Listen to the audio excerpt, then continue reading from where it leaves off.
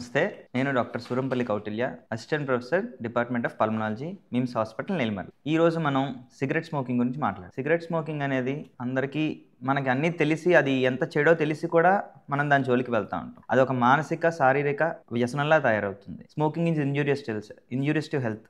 ధూమపానం ఆరోగ్యానికి హానికరం. ఇది మనం సినిమా హాల్లో అవనండి, పబ్లిక్ ప్లేసెస్లో అవనండి, ఎక్కడైనా చూస్తాం. కానీ చూసి దాన్ని ఎంతవరకు మనం పట్టించుకుంటామని చూసుకోవాలి. అసలు స్మోకింగ్ అనేది ఎందుకు అంత మంచిది కాదు అనేది ఈరోజు మాట్లాడుకుందాం. స్మోకింగ్ మెయిన్గా ఓన్లీ సిగరెట్టే కాదు, చుట్ట, బీడి, గుట్కా, తంబాకు, కైని ఏ విధంగా తీసుకున్నా అది మంచిది కాదు. అందులో నికోటిన్ అనే పదార్థం ఉంటుంది. అది మామూలుగా మీరు ఏదైనా డిప్రెషన్లో ఉన్నప్పుడు, టెన్షన్లో ఉన్నప్పుడు తీసుకుంటే కొంతవరకు మీకు దానికి ఒక మంచి అనుభూతిని ఇచ్చినట్టు ఉంటుంది. ఆ అనుభూతి తర్వాత వ్యసనంలాగా మారుతుంది. అది మెదడు మీద పనిచేసి ఆ అనుభూతిని అలవాటుగా మారుస్తుంది. ఆ అలవాటు కాస్త బానిసత్వంగా మారుతుంది. ఈ నికోటిన్ అనేదే కాదు, సిగరెట్లో కానీ బీడీలో కానీ మిగతా వాటిలో ఉన్న చాలా కెమికల్స్ అవనండి, లేకపోతే అందులో ఉన్న పదార్థాలు అవనండి, వాటి వల్ల చాలా శరీరం మీద చాలా ఇబ్బంది అనేది ఉంటుంది.